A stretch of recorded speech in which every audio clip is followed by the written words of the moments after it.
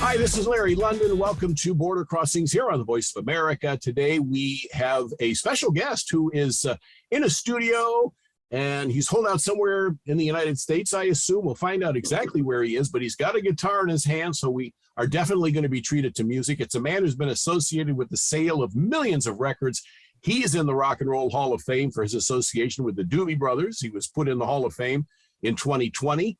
And today we'd like to welcome Jeff Baxter, who's better known as Jeff Skunk Baxter, to everybody in and around music. We welcome Jeff to the Voice of America. It's great to have you, Jeff. Well, thank you for your hospitality. And so the name Skunk, where did that arrive? That'll be in my book.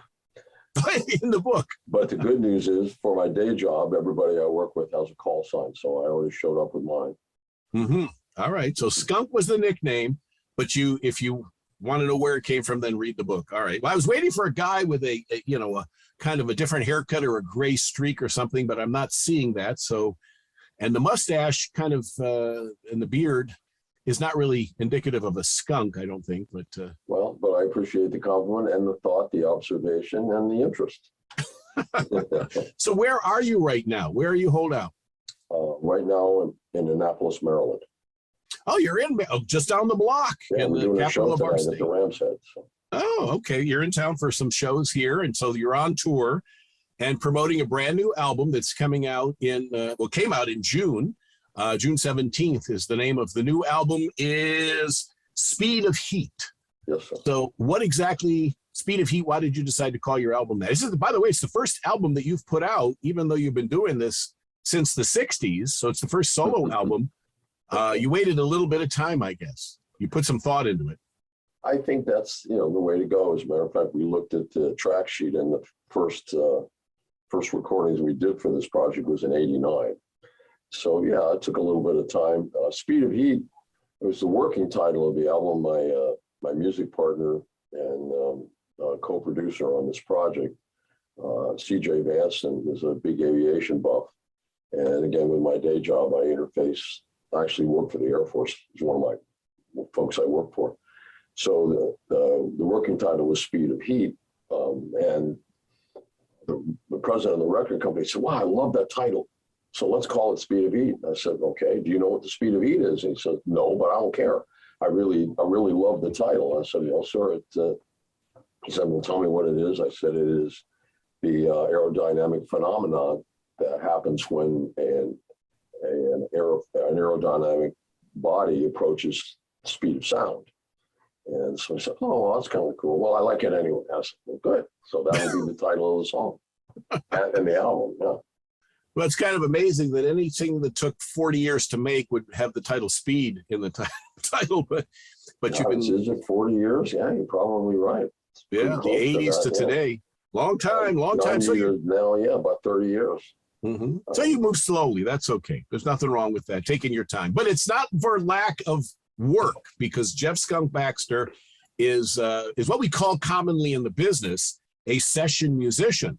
A lot more than just that, but that's the term that generally is applied to an artist who tends to play music for different artists, different bands, different singers. And you have quite an illustrious resume. You've worked with Barbra Streisand, Sheryl Crow, Elton John, of course, as I mentioned, the Doobie Brothers, Donna Summer. You were on 9 to 5 with Dolly Parton.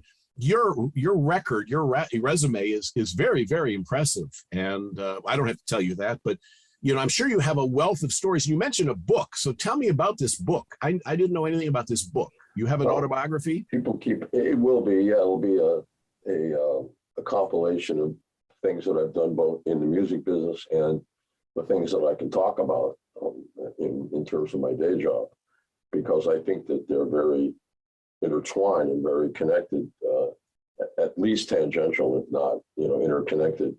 Mm-hmm.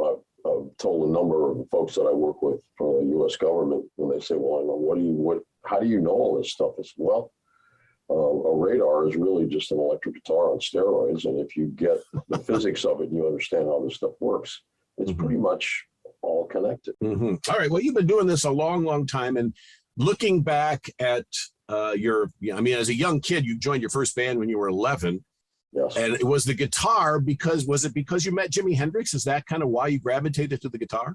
Oh no, this was way before that. I had been studying classical piano since I was 5, and I had asked my parents for a bicycle for Christmas, and my ninth Christmas, and they gave me a guitar, and it just pissed me off.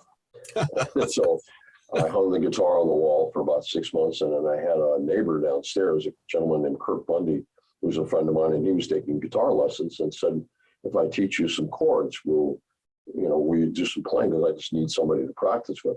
I said, all right. So I pulled it off the wall, tuned it up, and realized very quickly that this is where I wanted to be. I should have done it earlier, but now that I had the opportunity, and ever since then, since I was 10 years old.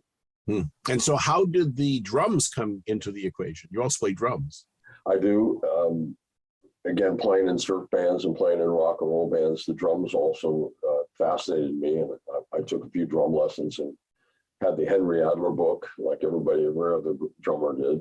Worked through all the exercises. And actually, I ended up playing drums in the Doobie Brothers for about a quarter to a third of the show, because one of the other drummers wanted to play percussion. So, okay, sure.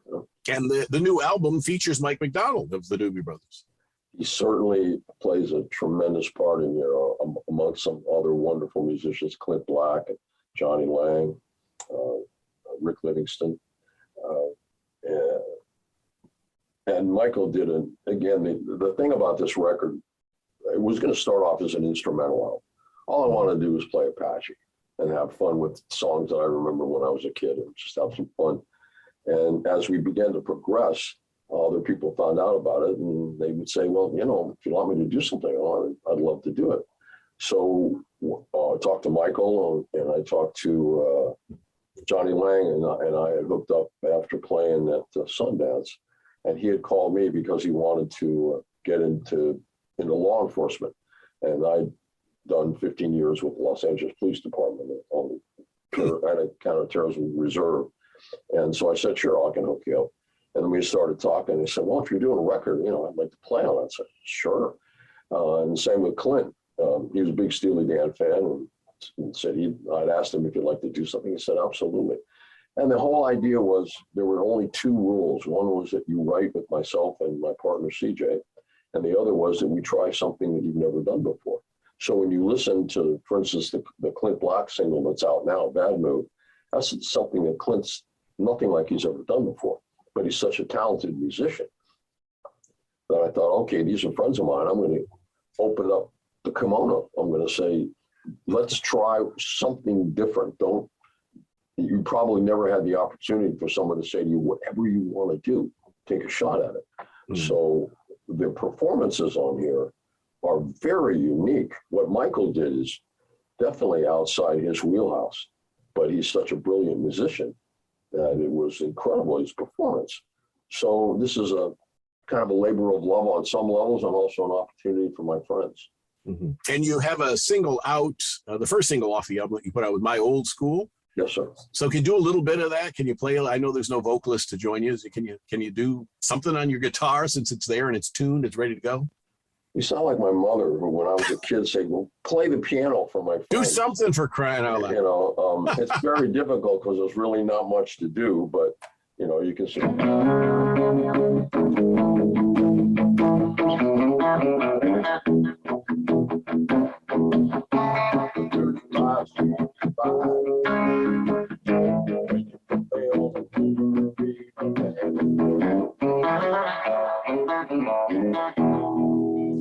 I like it. So that's a little bit of My Old School. That's the name of the first track? Yes, sir. Yes, sir. And Speed of Heat is the album, which came out in June 17th. And I understand you've got also some big plans for September around the album as well. Well, we ended up with a lot of material, and the record company was kind enough, instead of saying, what are you going to throw overboard? They said, well, let's do a double vinyl album. And so that's coming out in September. I'm really thrilled about that. Vinyl has really revitalized album sales. A lot of people are into it. For me, I find it hard to find a turntable. I mean, the vinyl is easy to get, but the turntables are hard. Really? Yeah. Well, I'm not plugging anybody, but Audio Technica makes great turntables, and I think they're pretty much available. So. Yeah. All right. Well, I'll definitely get on that. I appreciate that insight. We've got get your soldering iron out, build a Dynakit 2 preamp like we used to do when we were kids. That's it. My Lincoln Logs, and I'll be ready to go. There you go. All right. We've got Jeff Skunk Baxter, who's with us, a legendary musician, and now releasing his very first album. Totally new foray for you. I mean, you've been a part of other people's music for years, but now this is your center stage. It's you. Does this kind of make you feel a little different? Does this put you in a different light, different position? Well, very different, because back in the day when I was playing with all these other different bands, you show up, play the song, go home, sleep. Somebody takes care of everything. And, it's just sort of cyclical like that. This has been an interesting experience, having your own band, the responsibility of all of that, plus the idea of, okay, this is me. This is what I want to do. Not to say that you don't put 110% into whatever project you're doing, but it is a very different feeling. And it's been great so far. The amount of response and help that I've gotten from my friends and my colleagues is amazing.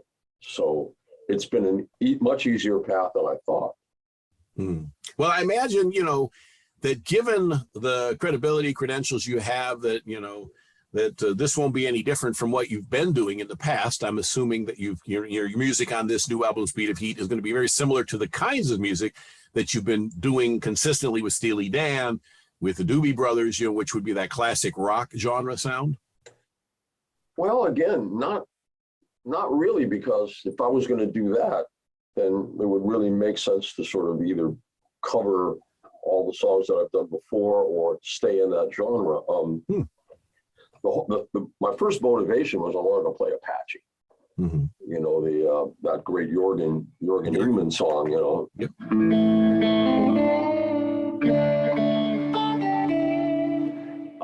Because it was one of my favorite songs when I was a kid growing up, just learning to play. But things just kept evolving. For instance, there's one song on this record that's on pedal steel, which is my favorite instrument. And it's the whole first verse is a cappella. It came about because at the 25th anniversary of Guitar Player magazine, I was on their board of advisors. And at the celebration, they said, can you play something that we can use live while we're going through photos of our colleagues that have, passed on to that great rhythm section in the sky. And I thought about it. So I did The Rose, just a cappella on pedal steel. And I had gotten pretty much through the first verse when Adrian Belew came up on stage and plugged in and started to play with me. And then by the time I got to the end of the second verse, there's like a drummer, a bass player, a keyboard player. It was like this band. And I thought maybe there's something here. So on the record, I did exactly the same thing. The first verse is all a cappella because the pedal steel has such an incredibly beautiful voice. I don't think anybody's ever done an a cappella performance on pedal steel. And I really wanted to highlight and showcase how beautiful it was. So that's very different from anything we've done.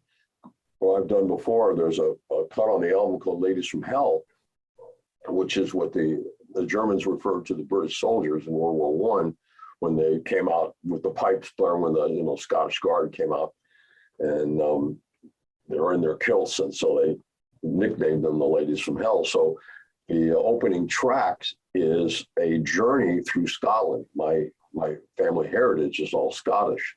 I'm a Baxter, I'm a Macmillan. I'm from Scotland, So it's a musical journey, which was kind of fun. I've never done anything like that before, and I've never really been in any kind of a musical organization that would do something like that. So the more I got into the record, the more I started to sort of let the boundaries find themselves. So there's a couple of commercials. So there's another Steely Dan tune on the record called Do It Again, but instead of a vocal there's a 6/8 time greasy, sleazy, slimy shuffle instrumental. Because again, the whole idea was let's just try something different. So I would, I know the word eclectic is probably overused, but having been as you say, a session rat for, over 60 years, that taking that expertise and that experience and using it to underpin and showcase what I think I can do as a guitar player, opened up a lot of doors. So we are doing a special 4th of July program right now. And of course, we're talking Speed of Heat, which is the name of the new album that's out and the double vinyl set that's coming out in September. But I wanted to ask you, have you performed for the Troops before? Many times. Mm-hmm. I'm a fan. We have a band in Washington, D.C. called the Coalition of the Willing. Drummer is a former ambassador to Japan. Bass player is a former Undersecretary of State for Military Affairs. One of the guitar players is a former Hungarian ambassador. Another guitar player is a former deputy director of the Department of Energy. I mean, just that kind of crew. And the other guitar player that sits in with us all the time is Tony Blinken, who's now the President Secretary of State. So it's that kind of group, and we do a lot of charity work, much of which is to raise money for veterans. I have a corporate band with some amazing players, guitar player from Boston, drummer from James Brown, keyboard player from the Wailers.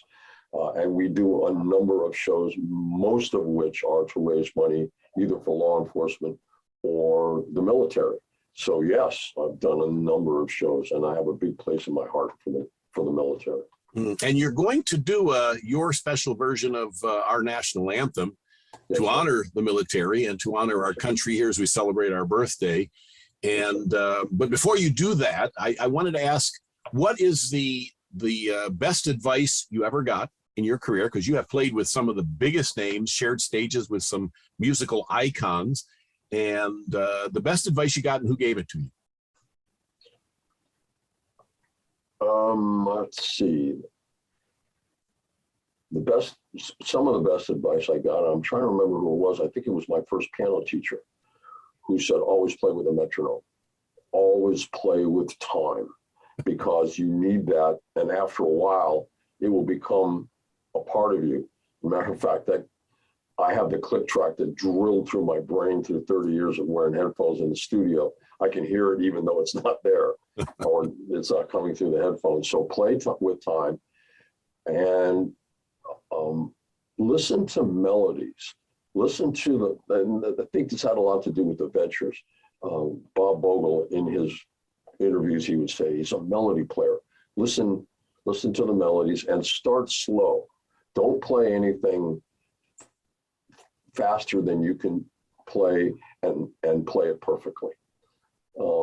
And the other thing is listen to other players. We live in a world where everybody is very self-absorbed, and there is somewhat of a loss of musical etiquette that you get in the studio, where just listen to the other musician for a moment, find out what they're doing, and then find a way to interface, and the sum will be greater than the parts. We've got to have you back on the show. I know we're running out of time, but there's just so much to cover with you, and you have a very unique place in music history because you, as I mentioned, have worked with so many other artists. I mean, a lot of bands remain with one artist through much of their career, but you have shared career paths with so many, Barbra Streisand, Elton John, and the list goes on and on. As I mentioned earlier, and you said Donna Summer, 9 to 5, and so on, and so many other artists. I would love to be able to have you back so we could talk about some of those stories, but today we're honoring the troops. So Jeff Skunk Baxter, if you wouldn't mind doing your version of our Star Spangled Banner, I'd love to close out with that. And where can people go if they want to find out more information about you? You have your own website? I do have a website, and there's always the net, most of which is true. Some of it is just fanciful, but it's always fun to read. I found out I was an astronaut because I did so much missile defense. My old boss worked for NASA, and of course that means I go up there every year, right? That's it. Why not? So yeah, why not? But there's certainly a lot of information out there, And much of it is true. I'll just put it that way. Some of it's conjecture. Do you do social media stuff too? I'm just starting to do that. Social media is an interesting phenomenon. And obviously with some of the work that I do, I have to be very careful with who I connect with and what I connect with. But I think I managed to do whatever workarounds I need to do. So I think I'm on Instagram. I have a Facebook page and a number of different media, social media outlets. So it's floating around there, you know. All right, just Google or search Jeff Skunk Baxter, and you will find out everything you need to know. And of course, Amazon and Tidal and Spotify and iTunes, that's where you can get Speed of Heat, which is the name of the new album. Yep. And so we're going to close it out with something special right now that you might want to say. You know, if you have a message for the troops, this is your chance to say hi and tell our country, you know, how proud you are. You mentioned in the beginning you're proud to be an American. This is a great opportunity for you. Well, I am proud to be an American. My dad and my mom are buried in Arlington. My dad was 5 years active, 20 years reserve, retired as a lieutenant colonel in the Army, brought me up understanding the tenets of democracy, what those wonderful documents, the Bill of Rights, the Declaration of Independence, and the Constitution really mean. I've lost friends who have made the ultimate sacrifice. There's no way that I can adequately thank the men and women who stand on the line and stand on the wall for what they do. Some years ago, someone asked me if I would do a performance at a military retirement. And I said, sure. And they said, well, we'd like you to play the Star Spangled Banner. And I said, sure, I'd be happy to do that. And I thought about it, and Jimi Hendrix did a beautiful version of it. It was pretty powerful and pretty strong. And I thought, well, there's got to be another way to approach this. And about a month before I was doing the performance, I'm driving down the road and listening to an oldie station, and I heard one of the greatest R&B songs, sort of a gospel R&B song called "People Get Ready" by Curtis Mayfield. Incredible musician, and the impressions and all those folks. And I thought, wait, that's it. That's what it's going to be. It's going to be as if Curtis Mayfield had written the Star Spangled Banner. How would he do it? And so if you will indulge me, I will perform this for you. And this is dedicated, again, to everyone on the wall who stands to protect us and look out for us and is responsible for the freedoms that we enjoy today. So God bless you and thank you very much.